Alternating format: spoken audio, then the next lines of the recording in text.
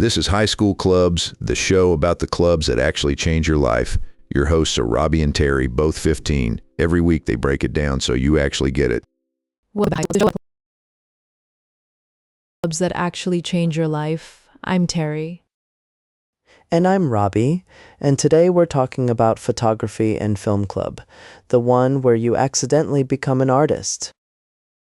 Accidentally is right. You join thinking you'll just take cool pictures, and 6 months later you're debating the merits of natural light at breakfast.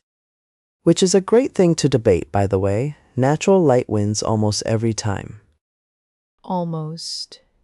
Okay, so let's back up. Photography clubs have been around in schools basically since cameras became affordable, which was the early 1900s. Which means some version of this club has existed for over 100 years. That's older than the cafeteria pizza, and that pizza tastes ancient. The first Kodak Brownie camera came out in 1900 and cost $1. $1. That's what made amateur photography actually possible for regular people. $1 in 1900 is roughly $35 today, so still pretty affordable for a hobby that could literally define your career. And that's kind of the whole point of the club. You're not just messing around, you're building a real skill set. Composition, lighting, timing, storytelling. Photography teaches you to see the world differently, which sounds cheesy but is completely true. It is completely true. I joined for one semester and I still can't walk past an interesting shadow without thinking about it. That's the curse and the gift. So what does a typical photography and film club actually do week to week? It depends on the school, but most clubs mix shooting assignments, editing sessions, and critiques where you show your work and get honest feedback. The critique part sounds terrifying, but it's actually where you improve the fastest. Someone says your horizon is crooked and suddenly you never do it again. Horizons, and also just learning to take criticism about something you made, which is a life skill that is wildly underrated. Film clubs specifically often add movie screenings, short film projects, and sometimes enter festivals. And there are a lot of student film festivals out there.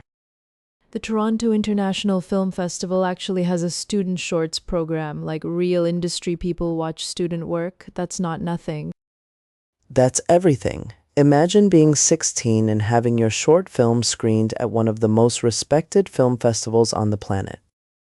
It happens, and even if you never go to a festival, the process of making a short film teaches you more about storytelling than most classes. You have to think about every single frame, what's in it, what's not in it, where the camera is, why it's there.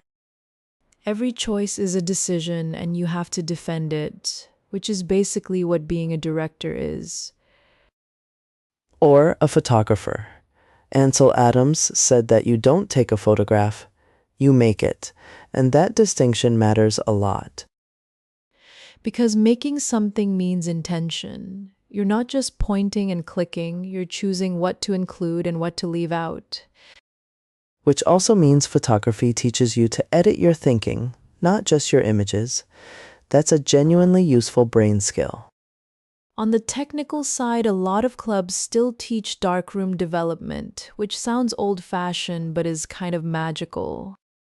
Watching an image appear in Developer Fluid for the first time is apparently one of those moments people never forget. Pure chemistry turned into art. And then digital editing, which is its own whole world. Adobe Lightroom, Photoshop, DaVinci Resolve for video. These are industry standard tools. Knowing DaVinci Resolve in high school puts you ahead of a lot of film students who only learn it in college. Real head start, and these clubs often have access to equipment you absolutely cannot afford on your own. DSLRs, prime lenses, lighting rigs. Borrowing a 70mm prime lens for a weekend assignment and getting that depth of field, it changes how you think about what's possible. Completely. Now let's talk about the social side, because Photography Club has a reputation for being one of the more welcoming creative spaces. It's collaborative in a non-competitive way most of the time. You're not playing against each other, you're making things alongside each other. And sharing techniques. Someone figures out a trick in Lightroom and just tells everyone because a better club makes better work for all of you. There's also a documentary side that's easy to overlook. Photography clubs often cover school events, which means you're part of the historical record. The photos in your school yearbook, the images from graduation, the shots from the championship game, someone in the club made those. And those images will matter to people for decades.